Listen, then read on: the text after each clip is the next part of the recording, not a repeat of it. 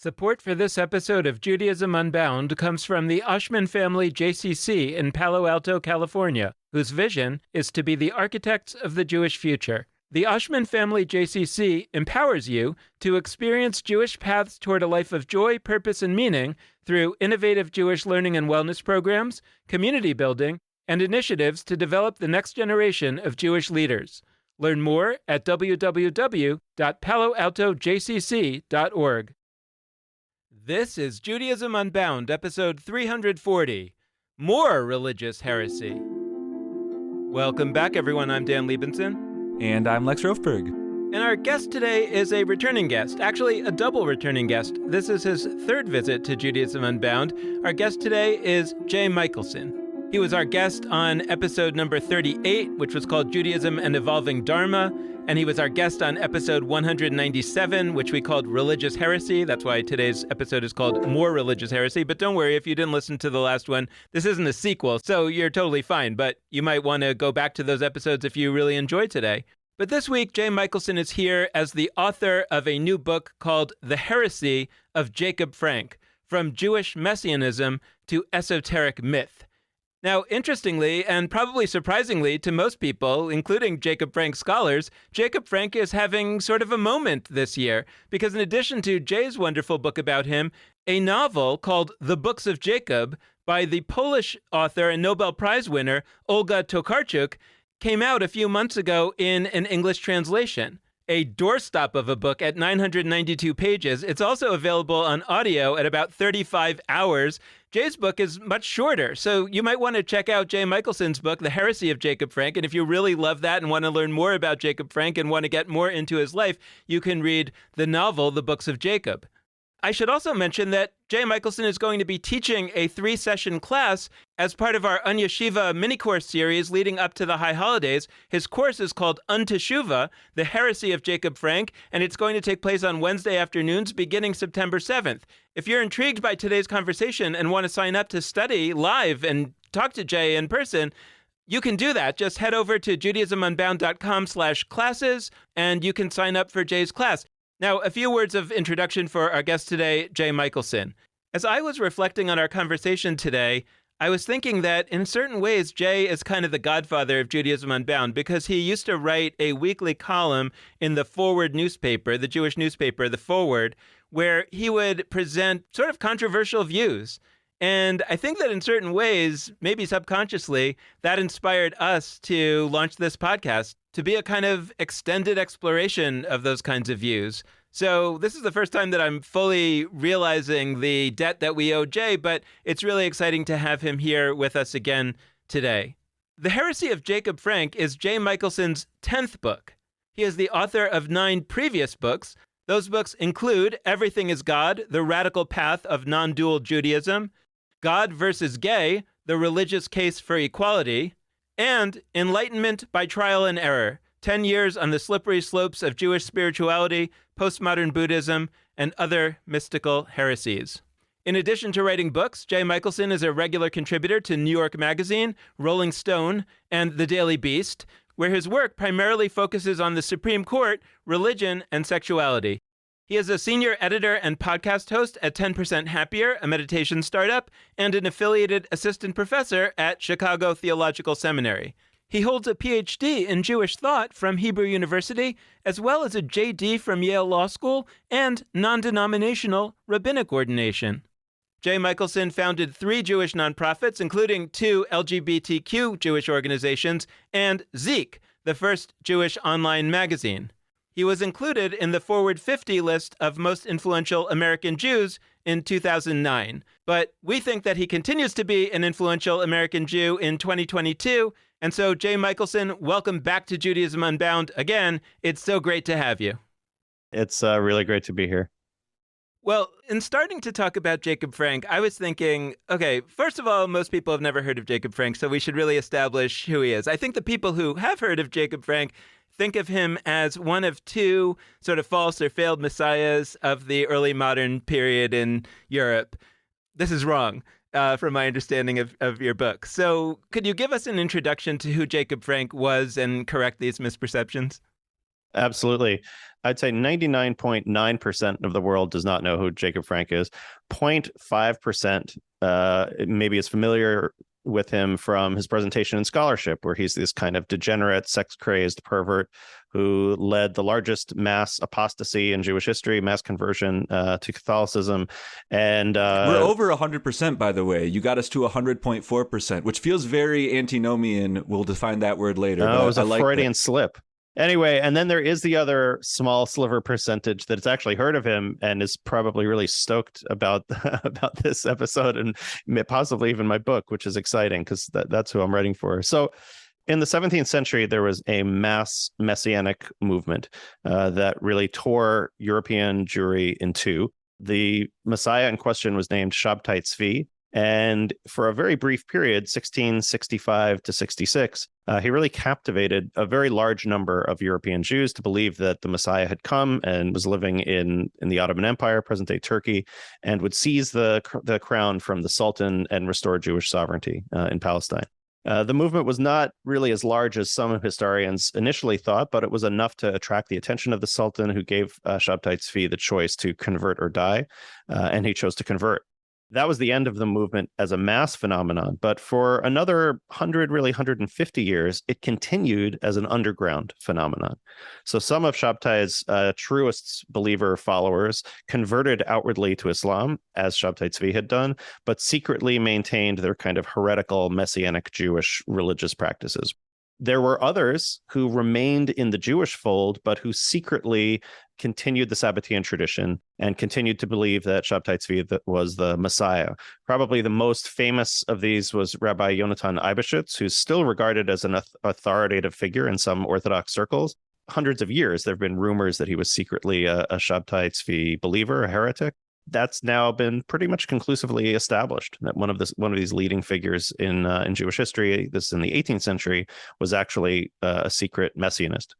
Finally, things really came to a head with the movement of Jacob Frank, who initially, as he was active in the 1750s, grew up within a Sabbatean context. It's funny talking about this now because there's now a very long novel about all of this called The Books of Jacob by Olga Tokarczuk. And by the way, it's available as an audiobook, so folks who like listening to podcasts could listen to it. It's very, very long, but it's very long. Worthwhile. It's really incredible. It's actually, I'm looking at it 3 feet away from me here in my living room, and I think it's worth the 900 pages, but it is 900 pages. As Tokarczuk and others have described, Jacob Frank was at first, one of many kind of weird marginal figures, and kind of by accident was thrust into the spotlight. In 1757, his sect was exposed, allegedly, it may or may not have actually happened, but allegedly performing a Sabbatean ritual, which involved having a young, probably teenage girl half naked at the center of a circle embodying the Torah and danced around as Jews dance around the Torah to this day. And then the participants were kissing her breasts just as you would kiss a Torah at Simchas Torah. Again, this may or may not have happened, but it was certainly seen to have happened. That led to an astonishing series of events that we could talk about, but it culminated in this mass conversion. The Frankist sect really was just a Sabbatean sect, but now as a Frankist sect, was seen as heretics. And you couldn't really be a heretic in the 18th century Poland. You could be a Jew, you could be a Christian, you could be other, but you couldn't be nothing. That wasn't allowed. And so they were prosecuted by the church as heretics, and they converted basically to save their lives. And this time to Christianity, Shabtai had converted to Islam, just to keep our conversions organized. As a footnote, there was even a brief period where Jacob Frank converted to Islam. When his sect was first discovered, he fled back to the Ottoman Empire, converted, but that was a very short-lived period in his life. The conversion, though, was not sincere. And the Frankist sect had a model for that, the Dernma, they're called. Dernma is a sort of pejorative term. It means like turncoats or traitors. The Dernma call themselves ma'aminim, believers. And these were the Muslims who were actually secret Jews. So the Frankist sect became the Christians who were secret Jews. But the conversion was quickly exposed as insincere. Frank was thrown in jail for 12 years. And upon his release, he actually had a whole other career. as a kind of charlatan, Western esotericist, spinning fabulous tales in a rented castle and passing himself That's off. going to be my retirement, actually. I'm planning that. It is a good plan. And he, the key, though, is he also had a fundraising network. So I know Judaism Unbound is going to keep you guys, sort of well-heeled all the way into old age. And that's what Frank had with his True Believers. Yeah. He never was really a messiah in a traditional sense. He never said, I'm going to lead the Jewish people back to the land of Israel. Instead, he preached different things at different points in his career, but is best known for kind of preaching this proto-liberal, actually, almost proto-reform critique of religion. That religion is keeping you back and it's stupid and it doesn't work and the promises are lies. And there is a God, and God wants you to defy religion and to live your life fully and be in history with power, with wealth, and with sex and with food and with luxury, all of the material goods, but that this was what God actually wanted. So he was a fascinating figure and died in 1791, and the sect eventually died out. But as I try to show in my book, while it didn't sort of historically cause a lot of these later movements in Jewish history, it did really anticipate a lot of them. Both the kind of idea that you could have a spirituality without religion, the word spirituality is newer than Frank, but the concept, and also this critique of religion, which I think a majority of, certainly of Jews, actually share. So can you help me sort of understand this a little better? That on the one hand, he's part of this Sabbatean, considered a heresy, but it's not rejectionist about a lot of Jewish or mystical concepts. And so he's sort of part of this movement. But on the other hand, you've been clear that he's really got a deeper critique of religion. And so first of all, I'm wondering kind of whether the attachment to Sabbateanism is kind of fake or that he really understood it as building on that. But more profoundly, I'd love to understand in a more deep way, what is his critique of religion and of Judaism, and how does that connect? Part of my question, too, is like, why did you decide to work on this project? And so is his critique of religion something that still resonates today? When I started doing this research, which is now, 20 years ago, it was not for any sort of personal spiritual purpose or religious purpose. Jacob Frank seduced me. My book, Everything is God, from several years ago, is based on a Hasidic figure who I found deeply moving. And I went to study him and write a dissertation on him. But the answers always seemed kind of predetermined in advance, right? At the end of the day, he was going to affirm a life of Torah and mitzvahs, right? And no matter how radical his theology. Meanwhile, I stumbled upon, I'd heard of Jacob Frank, but I wasn't even aware of the collection of his oral teachings, which in English is known as the Words of the Lord. I stumbled upon a kind of early English translation and then a Hebrew translation of the text, which as we have it now is in Polish. And I was totally seduced. It seemed like no other text I'd ever seen in my life. The tales are wild and outrageous. And it just felt like I just kept cheating on Rav Aharon with Jacob Frank. Over the subsequent 15, 20 years, I have felt a bit more of a kinship to some of what he was teaching. I guess now is a good time to just mention that Jacob Frank was not a good guy. He was basically kind of a cult leader. He manipulated his followers. He was clearly opportunistic. He's not a hero. Nevertheless, there were aspects in his teaching that did resonate. The idea, again, as I mentioned before, that you could have a kind of profound spiritual consciousness that's not bound by religious dogma and authority, that's a commonplace now, right? We live in a post-reform, post-Holocaust world.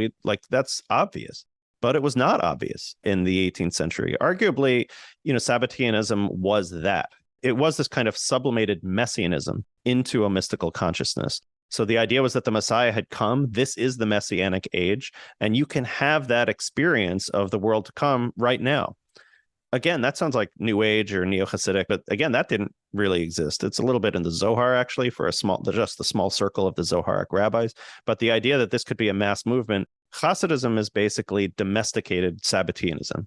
It is clear that Hasidism grew out of the Sabbatean soil, and the idea that you could have a kind of, Gershom Scholem, the scholar of Kabbalah, called it neutralized messianism, but we might also call it personalized or a spiritualized messianism, that you could have that spiritual experience without the historical Messiah. So there was that there, and that has been part of my work for 20 odd years, as has the critique of normative religion. So there were these resonances. Some of that tension, going back to the first part of your question, is in Frank himself. So Jacob Frank was born into a Sabbatean family, married kind of Sabbatean royalty. And again, actually, the Tokarczuk novel, Books of Jacob, does a really fantastic job of rendering this whole world. I mean, just imagine that there is this kind of open secret of these believers in this Messiah who converted to Islam 100 years ago, who were saying you don't have to obey all of the laws, that part of the teaching of Shabtai Tzvi was that in the Messianic age, a lot of the laws of the Torah would be overthrown and would be abrogated. So they weren't keeping kosher. They weren't adhering to traditional sexual morality. And this was just going on, for decades. And that is the world in which Jacob Frank grew up. As he matured and certainly in his later career, he came to really critique and reject Shabtai Tzvi simply because he failed, right? Shabtai Tzvi said he was going to do something. He didn't do it. But I, Jacob Frank, I'm going to do it. And what the it is changes over Frank's career. In a brief period, in an early period in the 1750s, it looked like the sect was just looking for some kind of autonomy. We want to exist within Poland as our own community, not subject to the rabbis and rabbinic authority, and we just want to have our own kind of independence. After that failed, and after Frank's imprisonment, that redemption gets shifted to a much more personal, individual frame. So the search for personal immortality and personal transformation, while at the same time maintaining a proto-rationalist critique of religion. I talk about this in the book a lot. On the one hand, there's this critique that we could really resonate with. Religion says that God's going to protect the good, and God doesn't do that, right? The righteous suffer and the wicked are rewarded. So the promises of religion are false, right? That's a kind of rationalistic, philosophical, again, proto-reform or even perhaps proto-enlightenment idea, but it's encased also within these outlandish, non-rational myths of magical beings, and there's immortal beings who are trying to reach us, and there's sorcerers and wizards and so forth. And so it's this really bizarre and, to me, fascinating halfway house between religious myth and something that looks very different from it.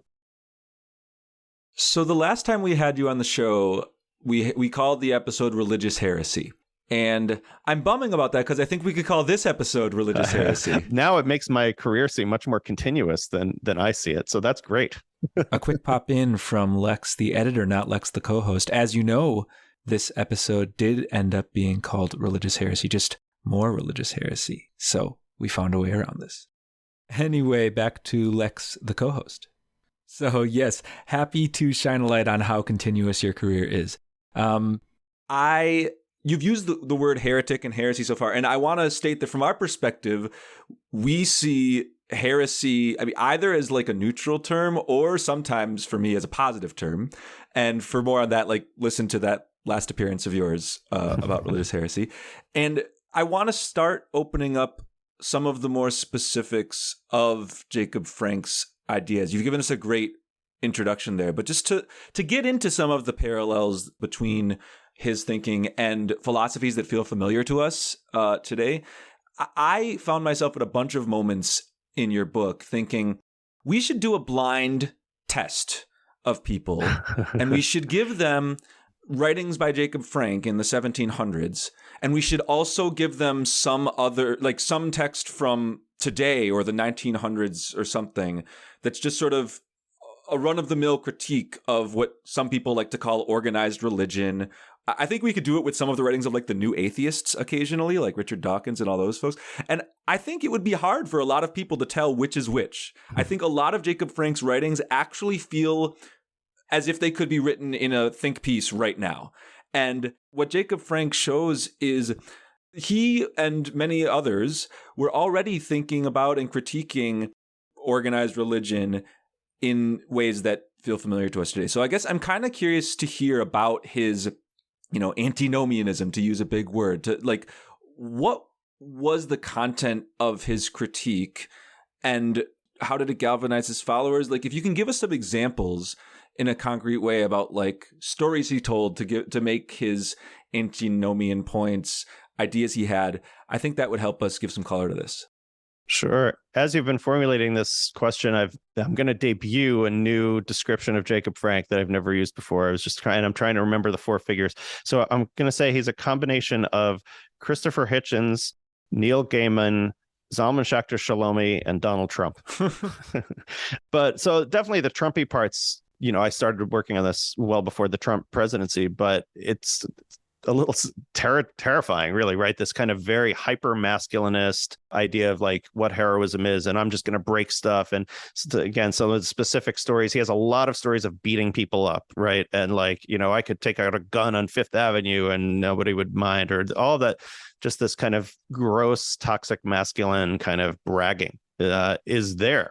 And he wants to overthrow these kind of so-called effeminate ideas about, effeminate masculinity. And there's the early Zionists were aware of Jacob Frank and saw in him accurately, I think, a kind of forebear, right? So a lot of early Zionist rhetoric about the Jewish man, we're going to be back in history. We're going to have military might. We're not going to be this like diaspora Jew and, with their back bent over a book. And all of these, just to be clear, extremely problematic and offensive claims and statements, right? But you do see that kind of affinity. So there is that Trumpy element. I'm bringing in the Neil Gaiman reference because I'm like totally loving the new Sandman Netflix series. I watched an episode last night that just totally blew my mind. But the idea that there is this whole parallel realm and there are these people with magical powers, that Frank almost takes this for granted. Is an idea, a sort of Gnostic idea that God did not create the world. The world was created by these three sort of evil demigods. And this world is filled with death. And that means that God couldn't have possibly created it. This world is filled with suffering. That means God couldn't have created it. So it is a Gnostic view, kind of straight up Gnosticism, really, right? That dating back 2,000 years, that the world as we see it is not the creation of the true God, but of some sort of malevolent entity. But he also takes figures from Talmudic folklore and Zoharic folklore. He has this idea of the Baalei Kabin, who are these figures kind of who dwell in caves and either don't have legs or walk with canes or have prosthetic legs, but in Frank also have magical power and gold and are real. These are real. This is not like some metaphor, according to Frank, of course. These are actual beings that live under caves, including under Częstochowa, the kind of national shrine of Poland, which is where Frank had been imprisoned for 12 years. It is kind of amazing, by the way. I went to Częstochowa. It's a shrine to a portrait of the Virgin Mary, and people venerate the portrait. They're not venerating the Virgin Mary, who is represented in the portrait. They are venerating the physical object. The idea that somebody who already had a concept of a female Messiah, because the Messiah is female in Frank, and it's kind of the Shekhinah plus the Virgin Mary plus Frank's own creation who incarnates again and again and again over history. The idea that someone who had this notion managed to somehow get imprisoned at the one place where, really, I don't want to say avodah zarah is a bad thing, foreign worship or idolatry, but like really venerating a portrait, an object. It's amazing this goes on today. And that's where Frank happened to be imprisoned. So let's see, that was Trump and Gaiman. Right, there's Zalman Schachter Shalomi, actually, the sort of founder of Jewish Renewal, gave a wonderful speech, which I talk about in the last chapter of the book, called Renewal is Not Heresy, where he tries to differentiate between Jewish Renewal and Sabbatinianism and Frankism. But in fact, actually, I think shows where the affinities are. And in a way, I shared a lot of my work with Reb Zalman while he was alive. And so he had read it, and he felt, we talked about it, that Frank was more like Jewish Renewal than like Sabbateanism. So in Reb Zalman's piece, he talks about how like Sabbateanism, I think, Dan, you kind of alluded to this, Sabbateanism is still playing on the old reality map of traditional Judaism, right? But that the Messiah had come. But the Messiah is still within that kind of more or less normative Jewish context. Whereas Frank, and Reb Zalman says, Jewish Renewal doesn't acknowledge that reality map anymore. That's not the chessboard that we're playing on. And there is this free, it's erotically infused, problematically, both in the case of Jewish Renewal and much more so in the case of Frankism. So that word you used, Lex, antinomianism, which for me is like, that was almost fun, another fun sidebar. That was in the subtitle of the book, but Oxford made me take it out because no one knows what it is. They didn't want an illegible word in the subtitle of the book. I was joking about it earlier, that before we came on, that it sounds like a prejudice against gnomes, like from Middle Earth or something. Right, exactly. Whereas actually Frank is very pro-gnome, as I mentioned, the Baalei Kabin are sort of gnomes. So he's actually very pro-gnome, while antinomian. But antinomianism is the view that it's either ethically, morally, or religiously preferable or mandated to defy the law, to break the law.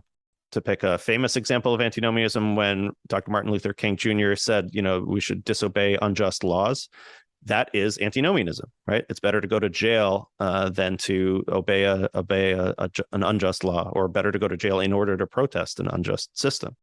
Now, if you take that and then expand it out, what God really wants is for me to eat this cheeseburger, or what God really wants is for me to have this bacon. I just had an antinomian conversation. We're recording this a couple of days after Tisha B'Av, the 9th of Av, which is the saddest day of the Jewish calendar. It's traditionally a fast day. The Sabbateans turned it into a feast day because it was the birthday of the Messiah, and the redemption is here. There's no reason to continue mourning the destruction of the temple in Jerusalem. I'm more a Frankist when it comes to antinomianism, when it comes to Tisha B'Av, for a variety of reasons. I just don't think it's helpful. I think it's an unhealthy holiday in a number of ways. I think it's particularistic. I think it's body denying. I don't think it makes sense to put all of our sadness in one day. And so I am also an antinomian in that one respect. Like, I think it's preferable. I wouldn't say that God wants me to break the fast, because that's not how I understand God, but I think it's spiritually / religiously preferable not to obey this traditional religious stricture rather. Well, and see, now I've forgotten the fourth one. It was Reb Zalman. Hitchens, right. And there is, right, I think, Lex, you're exactly right. When you take, and this is the part that'll be the subject of our class that we're doing, the Judaism Unbound Yeshiva class on Jacob Frank, we're going to focus on this antinomian piece. And I think you're exactly right. If you take some of Frank's statements and put them next to the angriest of the neo-atheists, Hitchens had the most contempt for religion. And tonally, I think of the new atheists, Frank is the most like Hitchens. And some of, I just wanted to be responsive to some specific tales. So Frank does put out his antinomian critique in detail, but then he also tells these insane tales that surely never happened. Frank goes into a synagogue on Yom Kippur and takes out the Torah and takes a shit on the Torah, and he defecates on the Torah. And that probably never happened. I don't think. There's certainly, I don't think his odds of survival would be good. But, that's kind of the level. A lot of these tales are really vulgar. He has a slightly less vulgar and more interesting tale where he walks down a street where there are both Muslims, where there's Muslims, Jews, and Christians. And he makes each of them violate their religions in ways that wouldn't violate the other religions. So you make the sign of the cross. So you made the Muslims and the Jews make the sign of the cross. And who cares? It's just moving your hands in a certain way. But that's a huge antinomian moment, right? That could be a rupture. That could be a kind of traumatic rupture that might lead, in fact, to a certain kind of consciousness. If you think about some of our own, if we grew up, so I grew up conservative, but then was Orthodox for 10 years in my 20s. And I remember having some of my first treif meat after leaving that behind, going, as they say, off the derech, off the path. And there is a charge in that moment when you first transgress the norm and you realize that the world doesn't actually fall apart. I mean, I had the same experience, when I first came out of the closet, right? And had gay sexual experiences and found that actually it was possible to integrate that with my spirituality, right? So wherever, there's a lot of very wide different examples of that, but there is a charge in that moment. And so Frank compelling people to, make these gestures, which on the surface, of course, they're just empty gestures, but they have this meaning, this profound gnomic meaning. And then to transgress that, as I kind of develop in the book, it's not only a critique, it's also an experience of transgression. Unfortunately, we won't be enacting those rituals in our Judaism Unbound class. I mean, we could. That'll be the 201 in a year. It's going to be mostly on Zoom, so it'll be tricky to. Yeah. Let's do that. I don't want to deal with the insurance ramifications of that. So. Well, there's one thing the Sabbateans actually did, which is less colorful, is they would take a piece of candle wax, which was made of animal tallow, but not kosher. You wouldn't kill an animal in the kosher way just to have and force someone to eat it to prove that they were truly of the faith. Wow. So maybe we could ask participants in the class to get some tallow, right? I don't know if you can get animal candle wax anymore, but some beef tallow, maybe from McDonald's, because they put it in the French fries. There's beef fat in the French fries. So we'll all have our McDonald's French fry ready to go, and we can force people to do it in order to stay in the class. See, this is amazing because we spend lots of time trying to sort of translate normative Jewish rituals and think of what they would look like in our new paradigm. And now you're doing it with Frankist rituals. I feel like it's like so much heresy on heresy that it actually becomes like mainstream again. I don't know. I love that I brought it to McDonald's too. I think like that there's a text of someone named Chaya Shore, who was one of the leaders. There were many women leaders in the Sabbatean and Frankist communities, which we can also talk about. It was the first Jewish movement that had anything remotely looking like egalitarianism, with women actually in positions of power. So Chaya Shore was this well-known Sabbatean and Frankist leader, and she had there's a story of her doing the candle wax thing and offering the candle wax to someone else, and he does eat it, and then she tells him all the secrets. So McDonald's. Yeah. I'm sure Chaya Shore would approve. Yes, from Maccabees to McDonald's. I don't know. That's not it. We'll workshop it. Dude, you've been doing this job way too long. Yes. So I have a question that may take us in some fun new directions. But I'm really interested in continuing to think about the ways in which Jacob Frank's, I don't want to say influenced. You actually have a great part of your book where you talk about how he didn't necessarily cause later developments in Jewish history like the Enlightenment or New Age Judaism, or there's a lot of different Jewish streams that you talk about how like elements of Frank resonate with those later, but that doesn't mean he caused them to happen. And I felt from you there like kind of a meta point or a really good teaching on how we misunderstand the project of like history. We think that what we're supposed to do is find people who like sparked, catalyzed, whatever, made a thing happen. But sometimes there's really interesting folks who kind of failed, who like didn't catch on. But then, a while later something happens that is resonant with what they did 100 or 200 or 500 years before. And it can still be of interest for us to look at those earlier figures, even though they didn't spark a revolution themselves. I wanted to think about Frank in that way. Like, what are some other ways in which different streams today, I mean, you talk about Zionism, you talk about New Age Judaism, you talk about, you just talked about new atheists outside of just Judaism. Like, there's a really vast set of different people who, like, if they wanted to, could pull a quote from somewhere in Jacob Frank and use it as their kind of, I'm going to say like Torah and like their philosophy. And it reminds me in a certain sense, we spoke with Shaul Magid not long ago, and you cite him a little bit in your book, but I'm talking about a different book of his. He wrote a book about Meir Kahana. And what Shaul talks about is that people think Meir Kahana, this violent figure who, himself did violence and also sort of inspired others to take on acts of Islamophobic violence.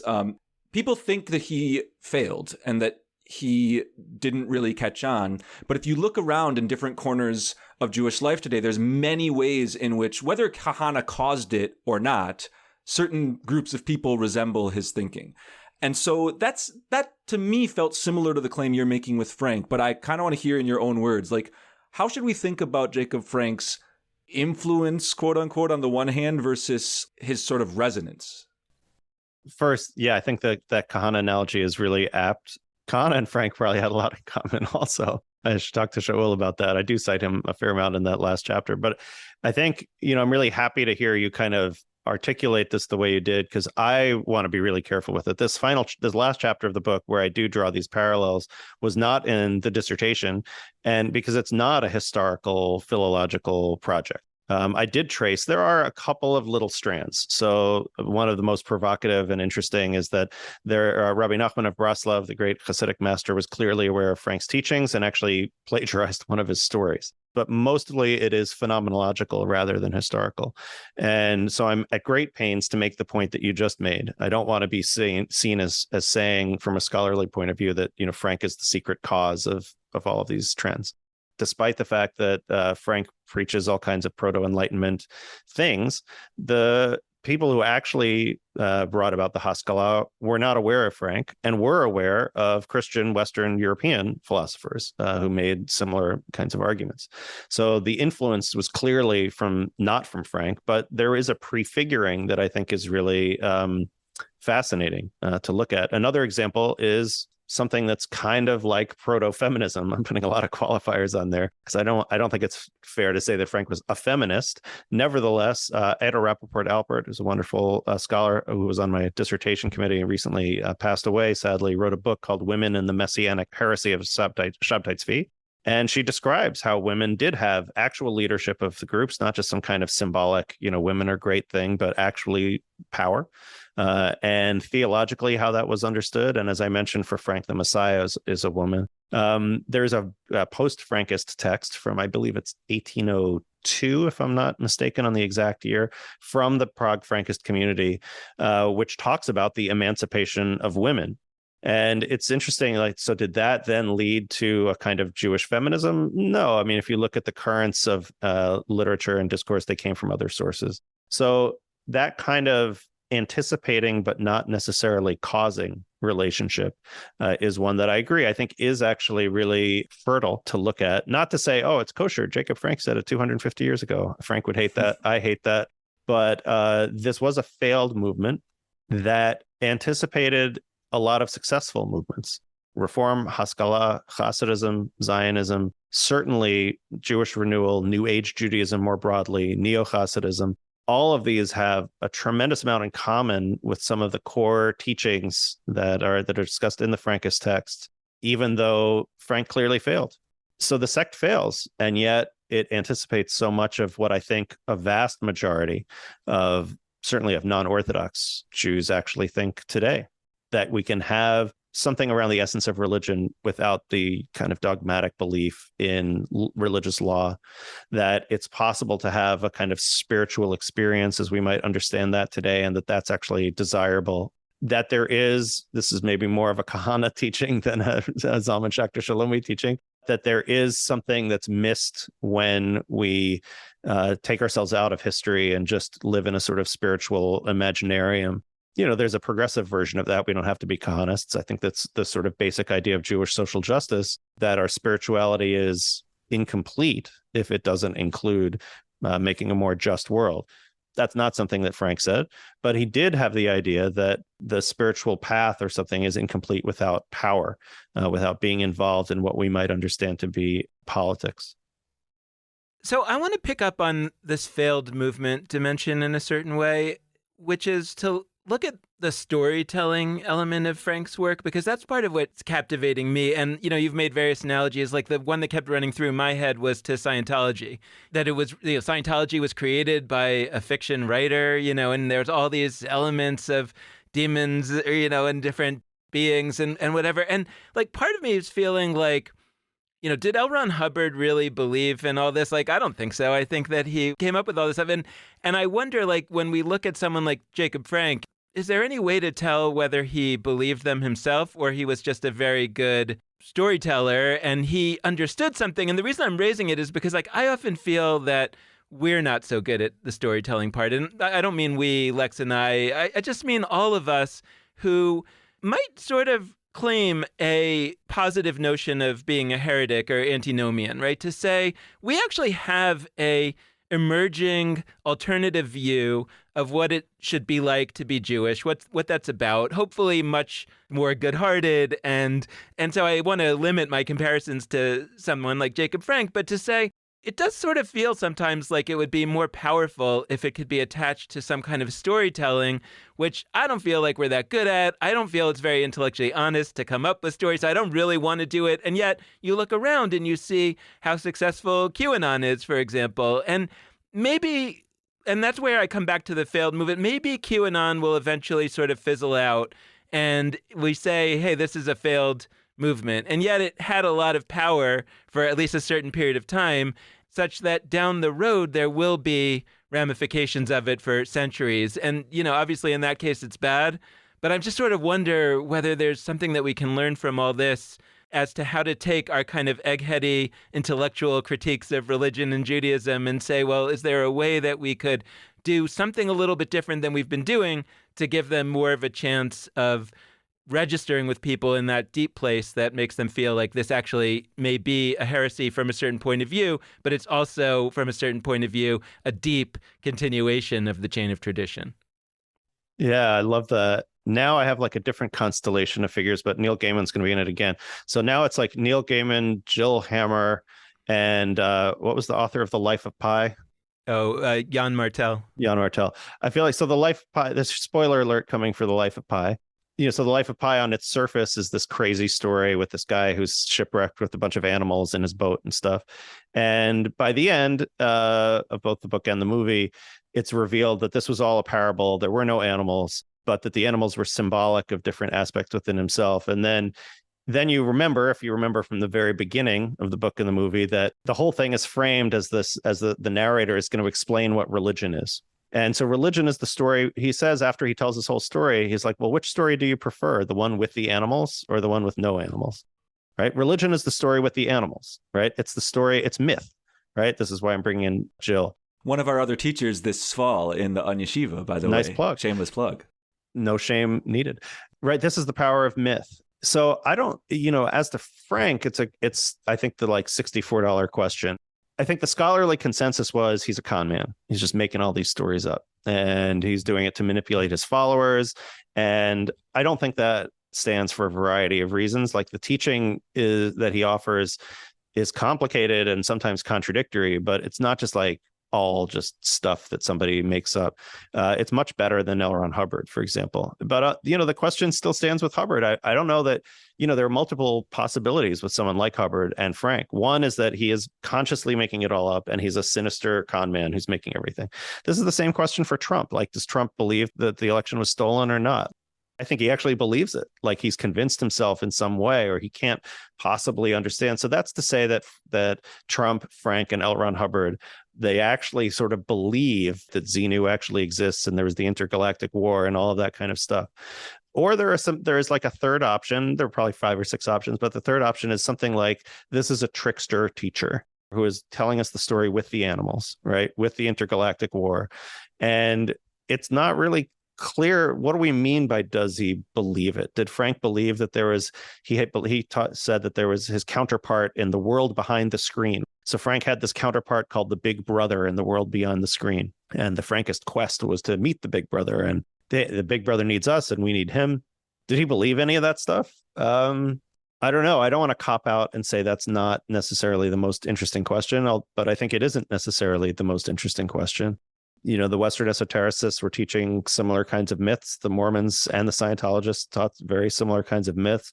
Those myths work because they resonate with some weird aspect of our human nature that resonates with that. That's the power of myth and storytelling.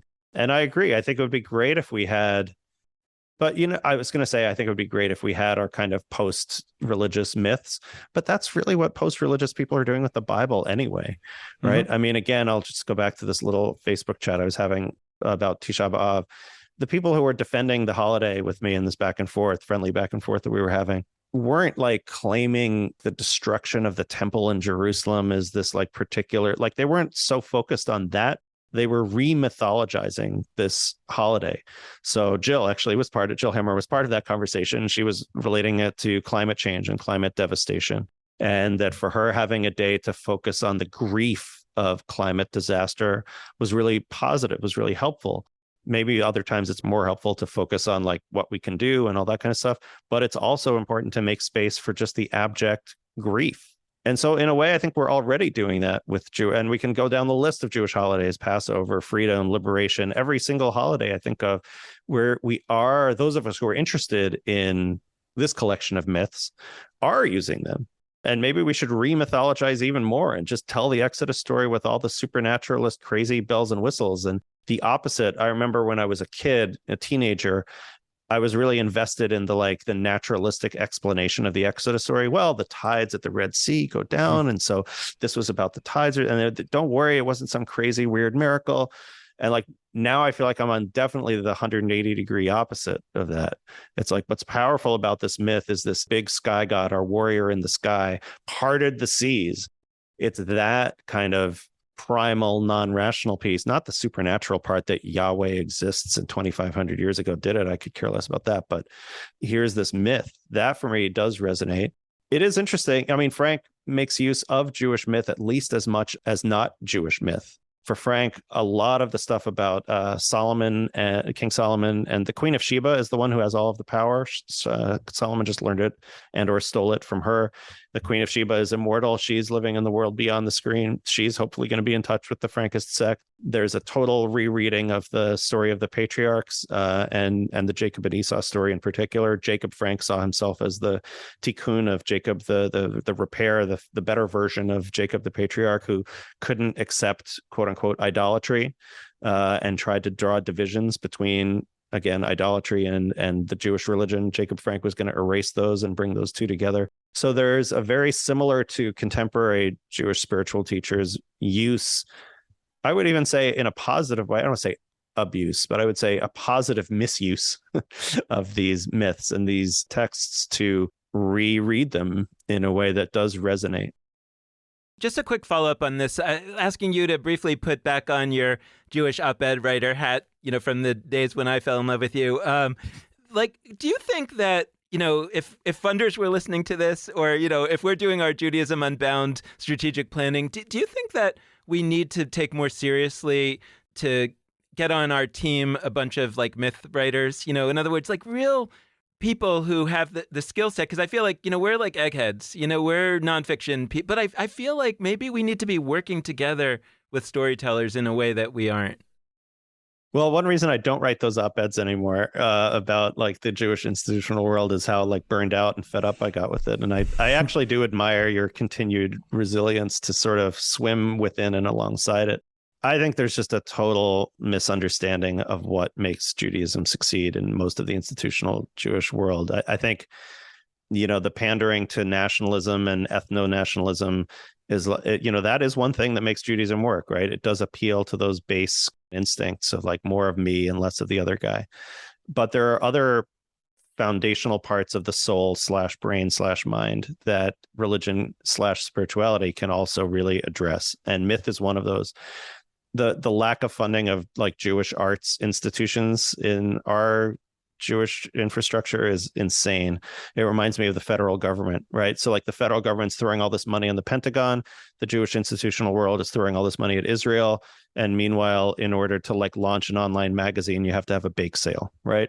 And I'm thinking of my friends at Ayin Press, for example, just the quality of the stuff in there is so great. And they're not trying to reach a mass audience, but it's important to reach a kind of culturally engaged audience as well.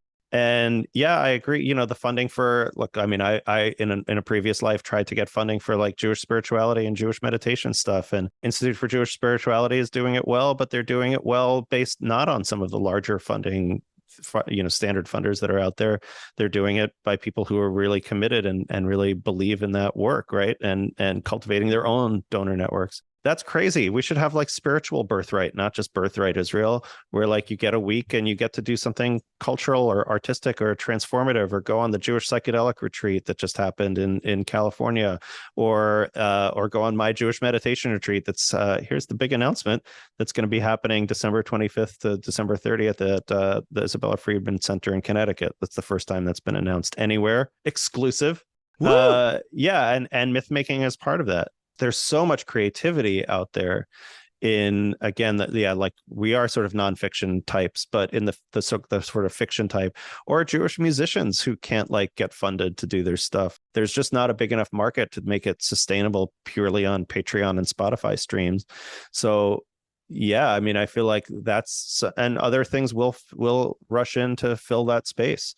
On the other hand, at this point, getting off of that soapbox, for myself, I'm happy to watch The Sandman. I don't need a Jewish Sandman, although the thought is intriguing to think about what that might look like.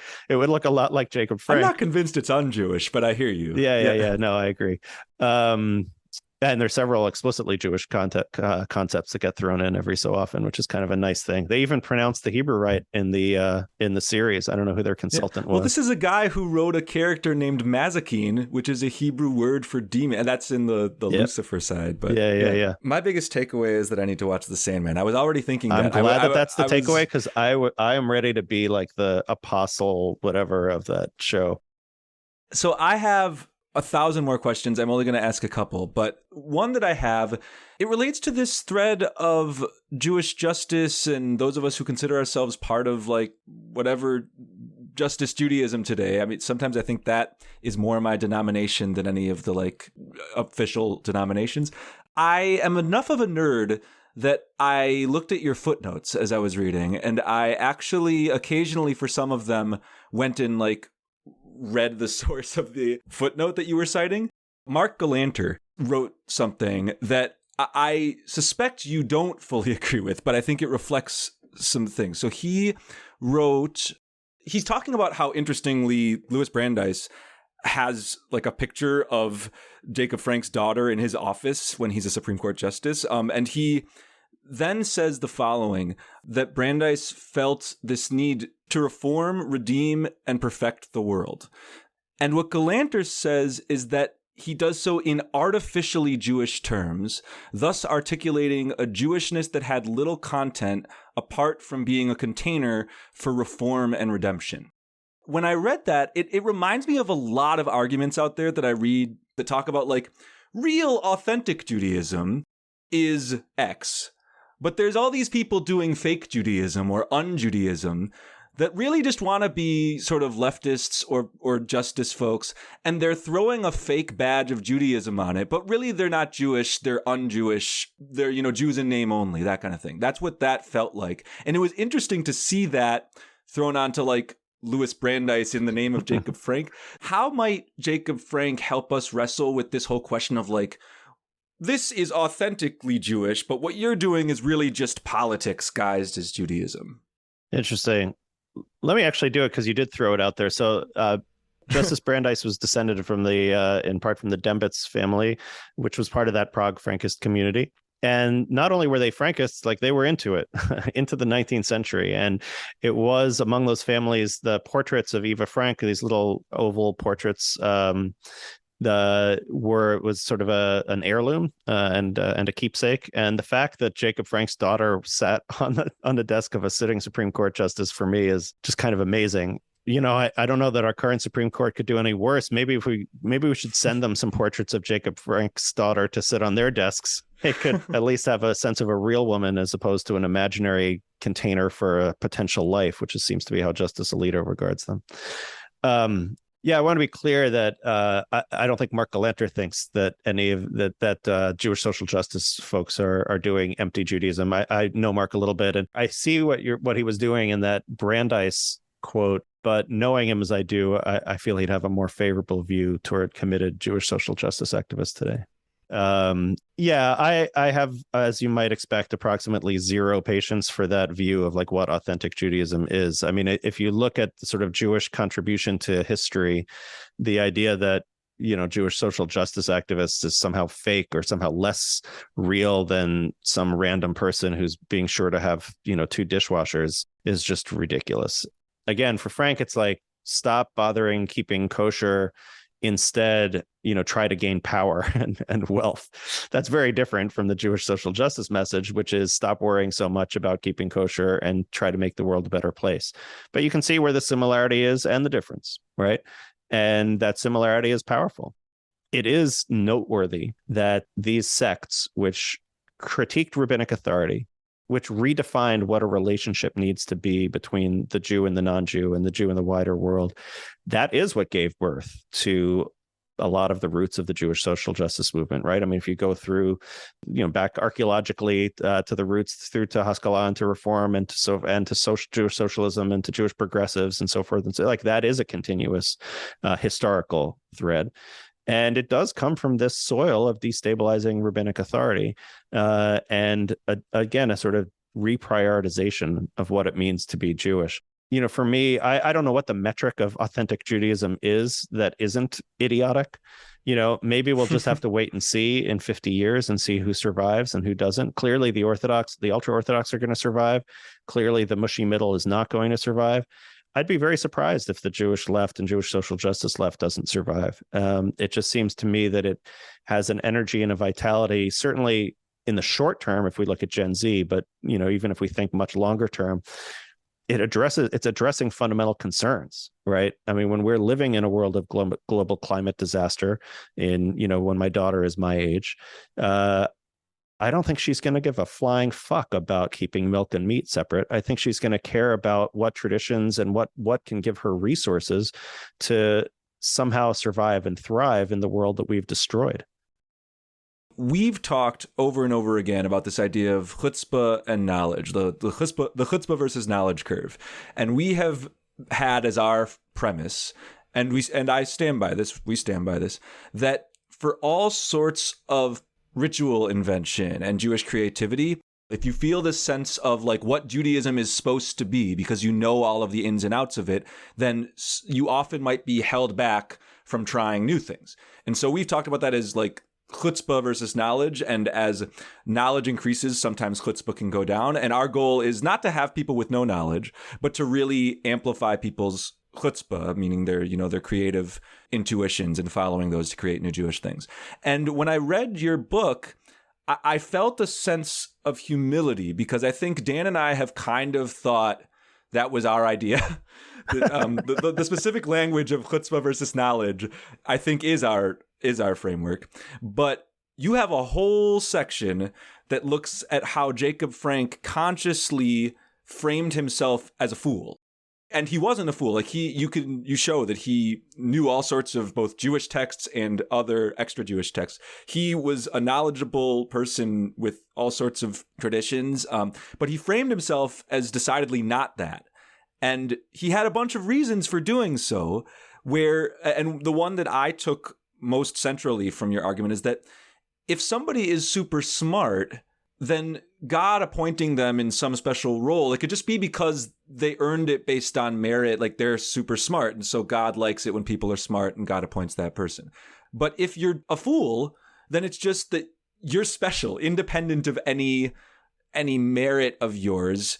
You have something inherent to you. And so Jacob Frank, by positioning himself as a fool, he's able to like become even more this charismatic, centralized figure. If I'm not understanding you correctly, please correct me. But why is it that he positions himself as like a fool? What are some of the other traditions that center religious, charismatic fools?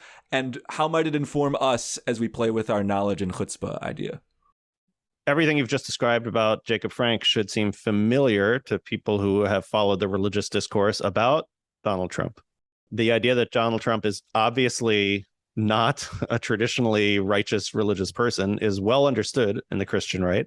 And they've said now for 5 years, 6 years, that this is proof that he's chosen by God, because God has chosen this clearly. There's no possible explanation for Donald Trump's success other than that God has anointed him, right? He's an idiot. Like, they don't say all of the stuff, the ways he's an idiot, but it's clear that, and Frank makes exactly the same claim. I'm just an idiot. God just chose me. He does make one other claim, which is similar to what you were talking about, the chutzpah knowledge curve.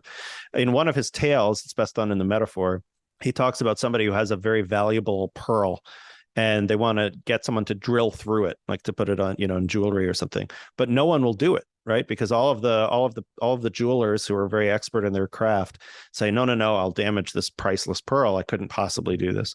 So they take the jewel to an idiot, doesn't know about jewelry, and they say, oh, all right, I'll drill through this. And they drill through the pearl and can make it into the gem. This is like one of Frank's many metaphors for, fools rush in where angels fear to tread, and that's good, right? We want the fools to rush in. We want there to be that impulsiveness, and that if you think too much about it, you're not going to be able to do it. In fact, from his biography and from allusions that he makes in The Words of the Lord, we know that he has deep familiarity with Kabbalistic symbolism, with Talmudic legend, with Midrash. So he has clearly a very high level of Jewish book learning, and that just serves to increase his chutzpah. Thank you so much, Jay Michaelson, for joining us. This has been a fantastic conversation. Yeah, thank you. I've been working on this for 20 years. It's really great to be able to share it with you. And as we mentioned before, this is just chapter 1. I'll be leading a 3-session course for the Yeshiva in September. Because of what we've heard about Jacob Frank today, we've titled it Unteshuva, because I don't think Jacob Frank would have a lot of interest in repentance in a traditional frame. In fact, I think he would think it's actively counterproductive, as I often do, and I've written about around Yom Kippur in particular. So if this has been intriguing to folks who are listening, we will dive into the text. It's actually going to be, in certain ways, a very traditional Jewish yeshiva course. We're going to look at the text closely together, but the text itself is anything but traditional. Well, thanks again to Jay Michaelson for joining us, and thanks to all of you out there for listening. As we just heard, you can indeed sign up for our Judaism Unbound mini courses that are being offered this Elul, 12th month of the Jewish year, which is September. All of those can be found at judaismunbound.com/classes. Head there to learn more and register. Don't be like, I think I might register, but I'll come back to this page later. Like, you should register right away because there's no time like the present. Speaking of no time like the present, there's no time like the present to be in touch with us. You can send us all sorts of different forms of communication. Facebook, Twitter, Instagram, our handles are at Judaism Unbound. There's our email addresses, dan@judaismunbound.com and lex@judaismunbound.com. And the last request we like to make is that we deeply appreciate any amount of financial donation that you're able to send our way, which you can do via judaismunbound.com/donate. So thank you so much for listening. And with that, this has been Judaism Unbound. 30 seconds.